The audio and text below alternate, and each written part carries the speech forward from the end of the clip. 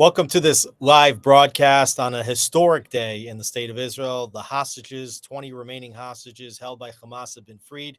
President Trump just completed a historic address at the Knesset. My name is Alex Traiman. I'm the CEO of Jewish News Syndicate, and I'm here with Doron Spielman, who is the host of the JNS TV show True East. Doron, tell me, what are your major takeaways of today?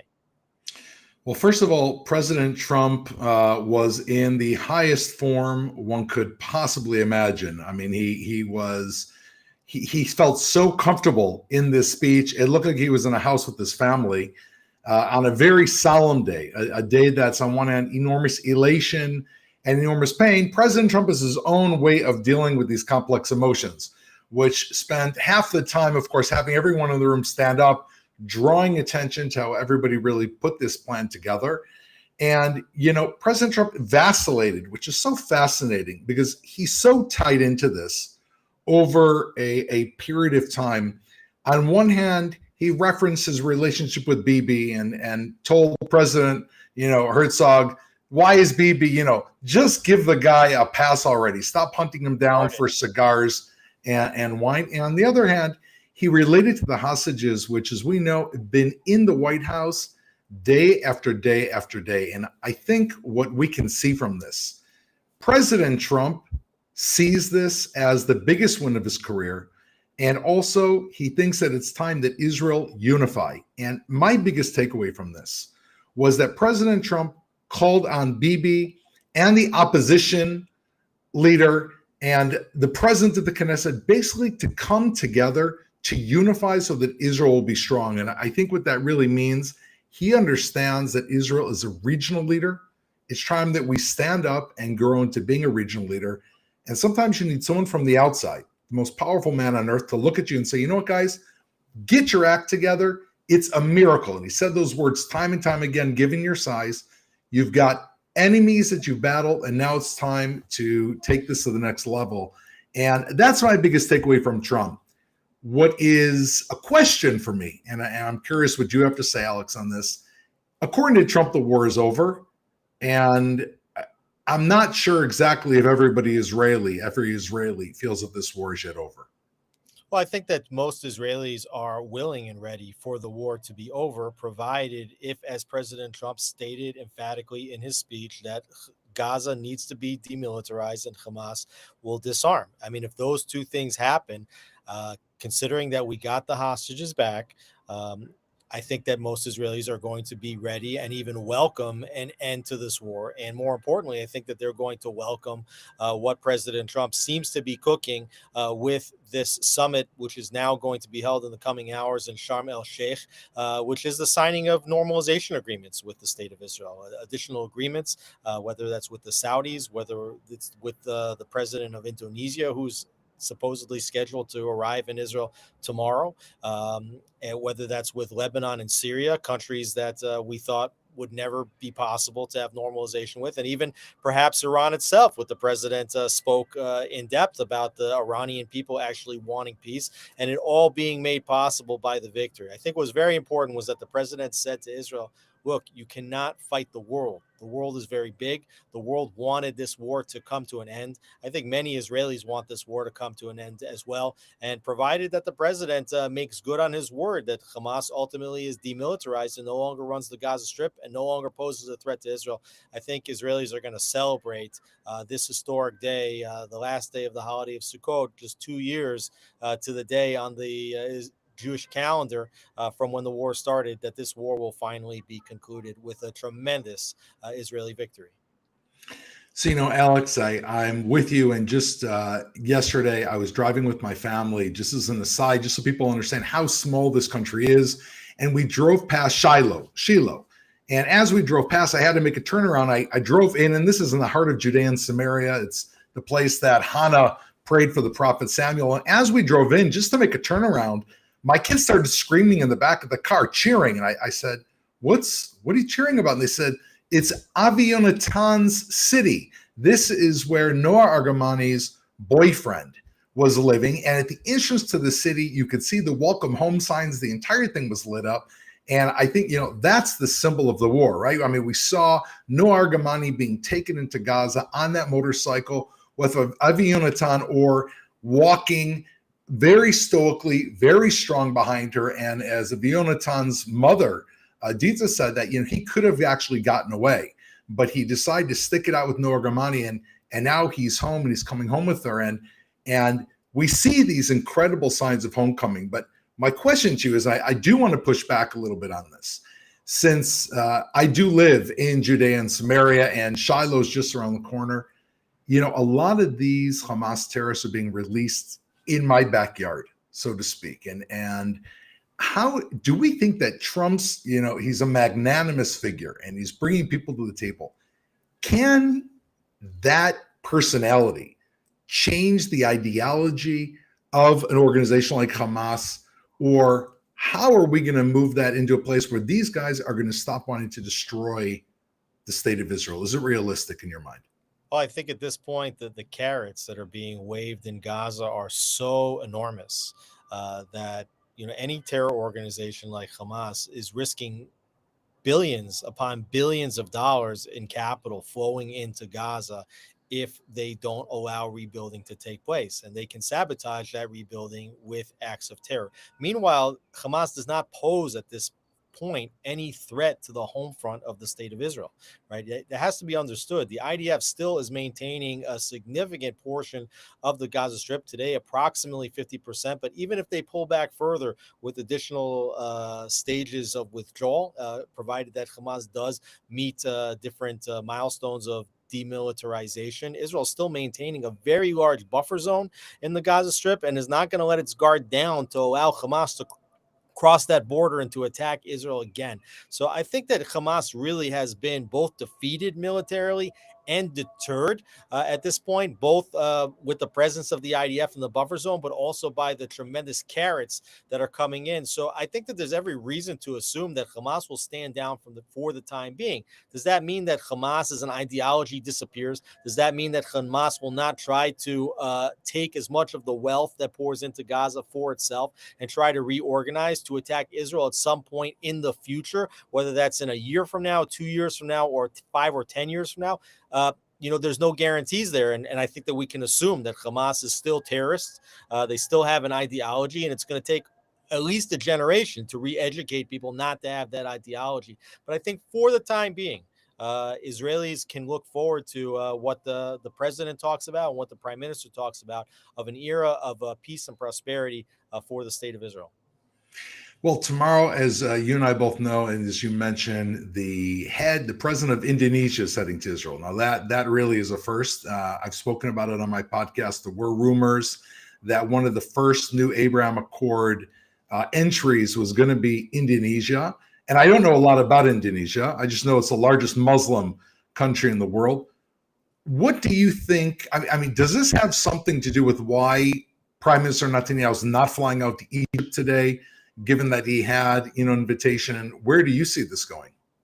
Well, that's definitely possible. We don't know exactly what are the details regarding the invitation. We heard just this morning that Prime Minister Netanyahu was invited to Sharm el-Sheikh and that he would go.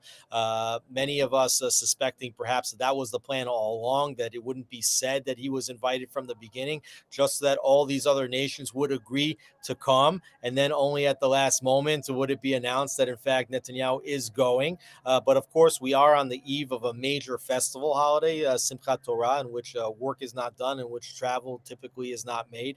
The prime minister using that as an excuse not to go. We don't know if that's really the reason why he doesn't want to be there. We don't know if the prime minister doesn't want to go specifically so that he can say that he's not party to anything that's discussed, if in fact the terms that are put on the table at the Sharm el-Sheikh summit don't pan out the way Israel and Netanyahu would want. So we have to wait and see. And it's really amazing on a day, first of all, completely surreal. I'm sitting in my sukkah watching on two separate computers, one, the landing of President Trump in Israel, being greeted by the prime minister and the president. On the other screen, watching hostages literally being released from Gaza. Each one of them would be the top headline on any other given day. But ultimately, what might be the top headlines today is what happens in Sharm el Sheikh, and that still we have to wait and see what happens, and we're going to have to wait and see even as we go into a holiday when many Israelis are going to be turning off their screens, and so we're going to have to wait and see exactly where this goes. But it certainly feels like surreal, epic. And as the president talks about, could be a major turning point for Israel in the Middle East.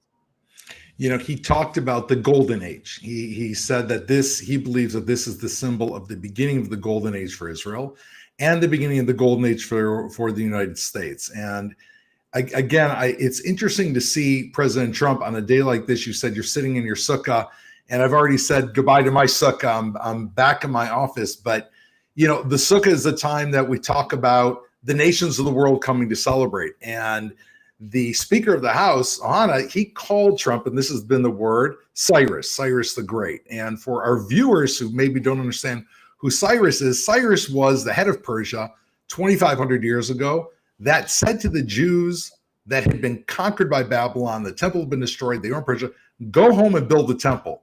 And the Jews go home, and we didn't even have the supplies. We weren't even ready to build the temple. In fact, we didn't manage to do it. It took his son Darius and a long time before the Jews could actually live up to that position. And fascinating, Isaiah the prophet, it's the only time you have a non-Jew in the Bible that is called by Isaiah the prophet the anointed of God. Now, looking at today, looking at how the Knesset is standing up and the words that were said to President Trump on Sukkot, it seems, again, I don't mean to, sound overly dramatic here, but it seems like Trump was sent here by God. I mean, the way he spoke in the Knesset was a way that we can even barely fathom. And now to the point of Sharm el Sheikh, and I'll tell you a bit of my fear here, Alex. He sees this whole role playing out.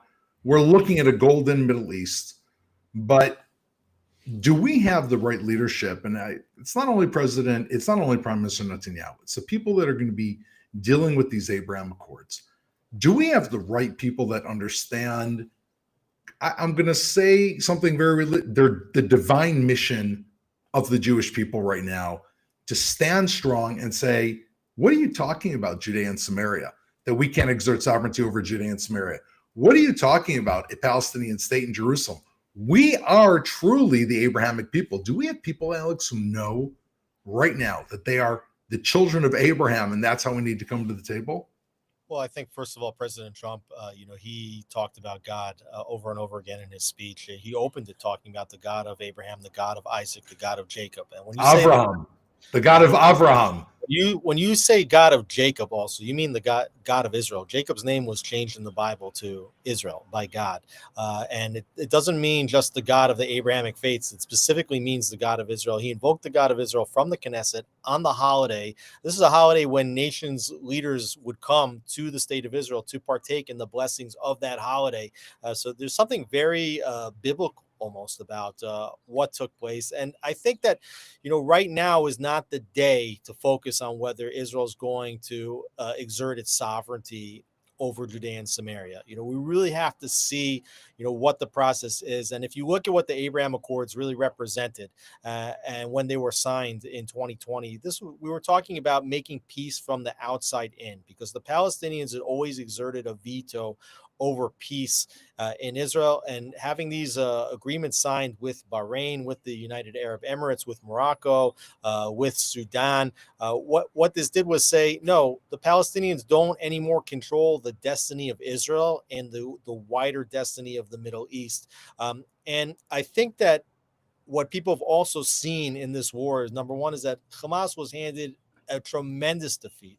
I mean, they were repaid more than 1,000 times over for the acts that they committed on October 7th, for all the brutality, for all the murder. And we talk about that all the time, the murder of 1,200 people, injuring thousands of others, taking 255 hostage.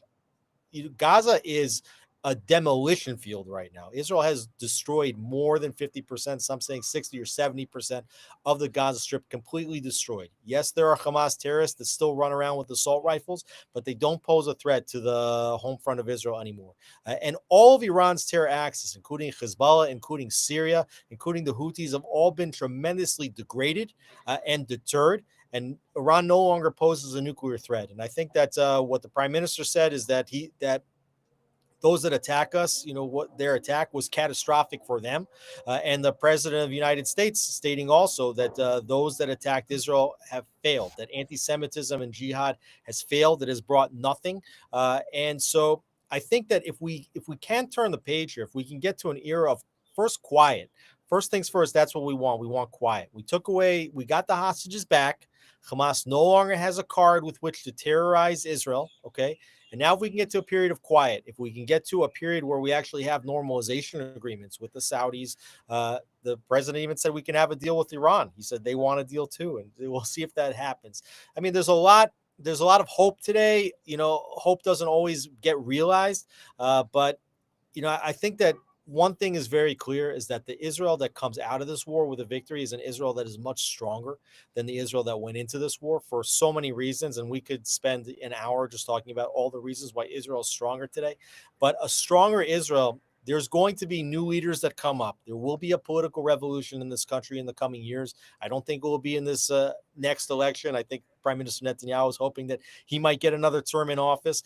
But the election after that, you're going to see a political revolution here in Israel. And I think that ultimately, peace doesn't mean a Palestinian state. You did not hear the president talk about a Palestinian state. Mm-hmm. He talked only about their economic benefit, their safety. Didn't say anything about a Palestinian state. We have to see also what happens regarding Gaza.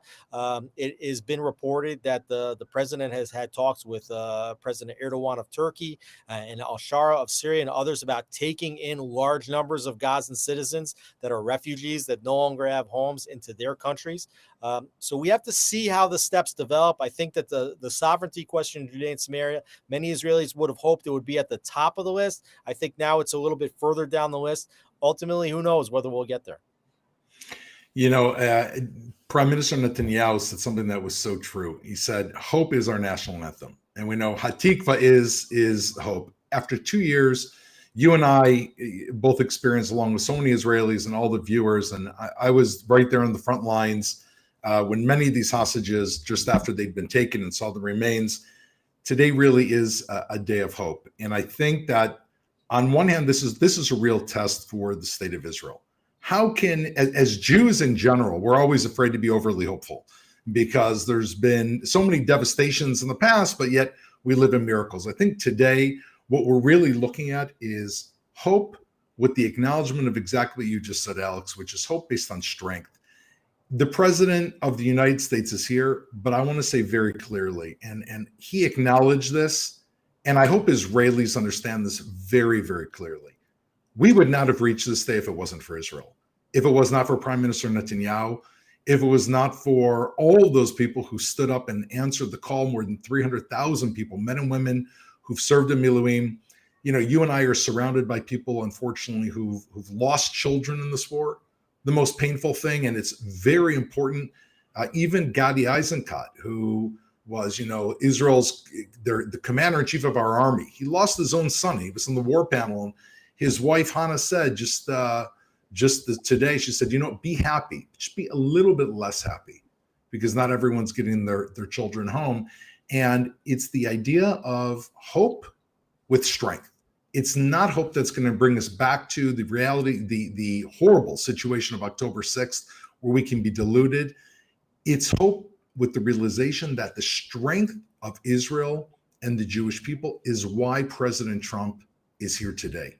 America is the friend of Israel, but it's Israel's belief in ourselves and going forward, understanding our own strength. And if you ask me, Alex, in addition to all of the Abraham Accords and everything going on and the hope we exhibit, the most important thing is that we as a country graduate to the next stage of maturity, developing more of an independent source of strength where we in the U.S. are allies and we become a regional leader. If we can do that, then all those who've fallen And the Abraham Accords, everything moves forward, is really to represent Israel on the strength of Jewish strength, divine strength, and that I think will put us in a different position looking forward. Yeah, I think that's right. I don't believe that any one of the soldiers that fell in battle or those that were killed on October 7th were killed in vain. I think what Israel has done over these last 2 years is actually transformed the Middle East. The prime minister said on day one of the war that we were going to transform the Middle East, and he did that by completely defeating Iran's axis of terror and paving the path where the president of the United States can come to Israel and say, we are about to make peace all across the Middle East. And the president does have an economic vision for the region, which includes, creating an alternative trade route to the Belt Road Initiative of China. That's the IMEC corridor. It starts in India, runs through the Middle East. There's a major hub of that corridor in Israel. He sees that possibility. He wants it to happen. I think that the time where we look back and see what went wrong on October 7th, but also what went right during the war. What mistakes have we made, but what gains have we made? How do we pivot off of this moment? All that reconciliation that hasn't happened yet, and it couldn't happen because until yesterday basically we were fighting, and until this morning our hostages were still inside the Gaza Strip. We saw the pictures of the hostages, the videos of the hostages coming out just as President Trump was landing down in Israel. Completely surreal. And I think that now there's going to be a time for some deal of reconciliation. Now, that's not to say that it's not going to be a bitter time. It will be very difficult reconciliation that's about to take place. There's going to be a lot of forces, political forces in this country, going to try to use this moment to pivot towards an election, to sort of take power, as the different, forces get realigned in the country. So we have to watch out. We have to be very careful in this moment. But, I do believe that because we've achieved something so dramatic, so unique, so special in the region and for ourselves as a country, that there is, like you talked about, and what the prime minister talked about, a lot of hope. And that is ultimately the Star Spangled. That's the what do you call it? It's the national anthem of the country. Hatikva. It's hope, and I think it's an appropriate time today on the last day of Sukkot, right before Simchat Torah, 2 years almost to the day after the October 7th attack on the Hebrew calendar, to actually have hope. We deserve hope.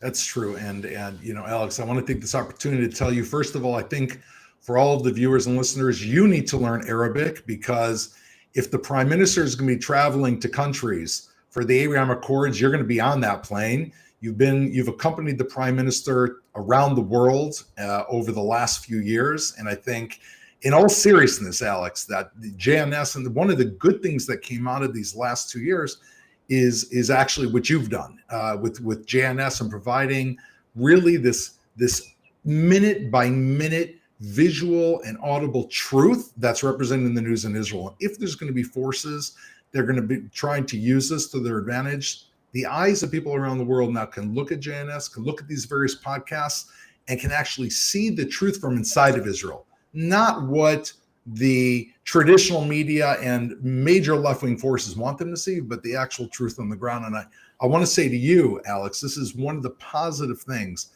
that's come out of this. And I look personally forward to seeing how you're going to continue to lead the real media in the coming years, and with all the challenges, and presenting the truth to the world.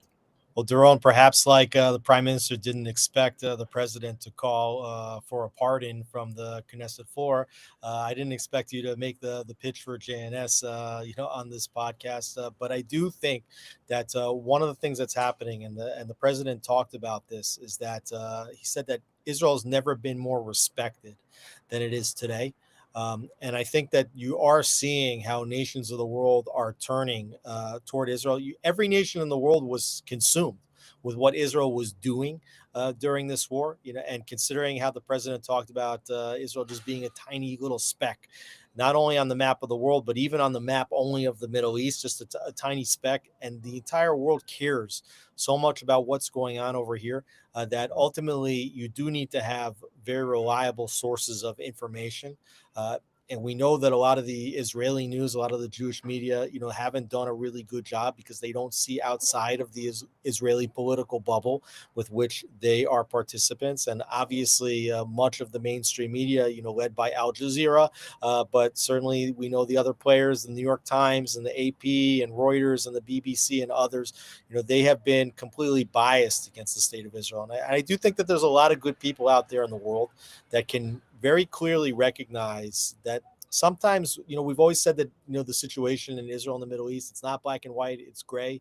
Things can be a little bit black and white, and there can be forces of good and there can be forces of evil. And it's not too hard for many logical people to reach the conclusion that Hamas, Hezbollah, and Iran, which is developing illicit nuclear weapons, is on the side of evil in this battle, and that the state of Israel, which is a strong ally of the United States, which was proven by the president coming here to Israel to celebrate the return of the hostages before heading out to Sharm el Sheikh, that Israel's on the side of good. And I think that a lot of normal people in the world want to know what really makes this country the modern miracle that it is. And why the moves that it has made during this war and why the moves that it is going to make in the coming weeks, months, and years ahead are actually brilliant moves and could actually open up this entire region to peace and will ultimately develop Israel from what was a developing country in 1948 when it started into what is emerging as a military and an economic and a technological superpower. The fact that the president of Indonesia is coming tomorrow is not a coincidence. And I think, Alex, building on what you're saying, is that, he could be in Sharm el Sheikh in Egypt, where this conference is taking place around the continuation of the ceasefire agreement, hammering out the details. The fact that he's coming to Israel tomorrow and the prime minister is not flying to Sharm el Sheikh, but is staying, I think, is really presenting a counterweight to what's happening in Egypt, which is the idea that, okay, we have all these countries without actually the greatest track record. Let's be honest. We've got Egypt, we've got Qatar, we've got Turkey. All three of those countries, Israel has either a tenuous relationship with, at best, let's just say. Here you have Indonesia, the largest Muslim country in the world, more than 300 million Muslims coming to Israel at the same time, dealing directly with Prime Minister Netanyahu without it being contingent on what's happening in Gaza. And that is clearly a counterweight. Everyone knows what's going on. I'm sure the president of the United States was very for this happening. You and I may be here commenting tomorrow on a press conference that leads to another Abraham Accords agreement in less than 24 hours tomorrow night for our listeners. And that sets into motion something really amazing, which is, okay, yes, we've got Gaza. We have to defeat Hamas. We have to work what's happening to these people. But from a global level, Israel's strength coming out of these 2 years with the horrific sacrifice of those who, like you said, did not die in vain on October 7th, has unleashed the Lion of Judah. Israel has emerged from this as a global power, irrespective of what's happening internally and with Hamas and the other terror regimes in the area. And it is the interest of perhaps the largest Muslim country in the world to enter into binding relationship with Israel. And that is truly the God's blessing to Abraham. That is truly what it is to be like the stars of the heaven, not in terms of numbers, but in terms of the power of Israel. And I think we really are looking at something over the next 24 hours that tachlis, as we say, practically speaking on the ground, could just be another great example of that. Yeah, I think it speaks to the opportunity also that even as Israel has, achieved a victory here and, achieved a certain level of dominance in the field, militarily, economically, others, that Israel's best days might only be yet in front of it, which I think is exciting for you and for me and for all of the people of Israel. And we'll definitely have to walk carefully. I mean, even this deal, even seeing these hostages come back, the deal itself has some bitter pills in it. We should not say that everything that's happening today is good. We're going to see today the release of over 2,000 individuals who were incarcerated. Now 1,722 of them were taken during the war, effectively, specifically for the purpose of releasing them along with the release of hostages. But we also see 250 murderers, convicted terrorists who were sitting in Israeli prisons even from before October 7th. Some of them horrific killers, the ones that took place that participated in the lynching of Israeli soldiers in Ramallah, those famous scenes back in 2001, the ones that killed the Tzor family in Beit El, who I know, many years ago, and others being released back into society, 115 of them being released back into Judea and Samaria, or into neighborhoods in Jerusalem. So certainly there are bitter pills. There's a lot of challenges. There's a lot of risks, and there's also a lot of uncertainty about whether Hamas is going to do what its terms of the deal are. I mean, President Trump seems very, very insistent that they will, and we also laid out the case why we think that they might ultimately quiet down, at least signal that they're disarming for the time being. But ultimately, I think that we have to trust the prime minister. He's done an incredible job making the decisions that needed to be made when they needed to be made, decisions that people didn't think that the prime minister of Israel could or would make, which include deciding on a moment's notice that Israel was going to completely demilitarize Syria with the fall of Bashar Assad, that the prime minister was going to pull the trigger and ultimately attack the Iranian nuclear facilities that he'd been talking about for 20 years. And I think that we have to, and the president, by the way, he said, part of the reason why Bibi's such a great leader is because, he's tough. He's not always the nicest guy, but he said, but that's what makes him great, because he made the decisions that he needed to make. And I think that he has the wherewithal right now to figure out to continue how to guide Israel through this process, where to sign agreements, where not to sign agreements, where to say that the war is over or where to say that it's only a ceasefire. He's done an amazing job, deserves a lot of credit for getting Israel through this war to this point. And I think we can have faith and trust in him that he will help guide Israel into the right decisions at least in the weeks ahead, if not weeks, months, and years ahead. Alex, I want to thank you for having me on, and also for our viewers and our listeners. As you were speaking, by the way, about the bittersweet, the enormous sweet and the bitter, in the background of your frame, which we can all see is Jerusalem, we could hear the birds singing, almost competing with your voice.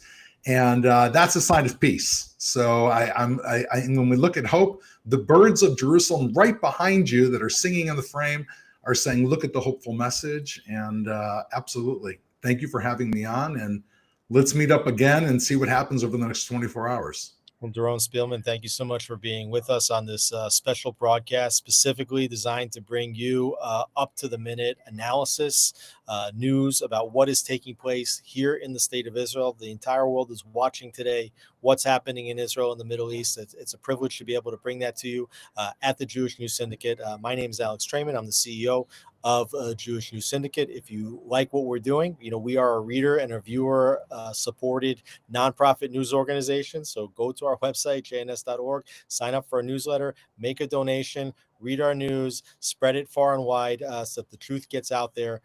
Thank you, Doron, for being with us, and looking forward to further analyzing the news of today, which is still going to be a lot of news, I believe, and the news of the days, weeks, months, and years ahead.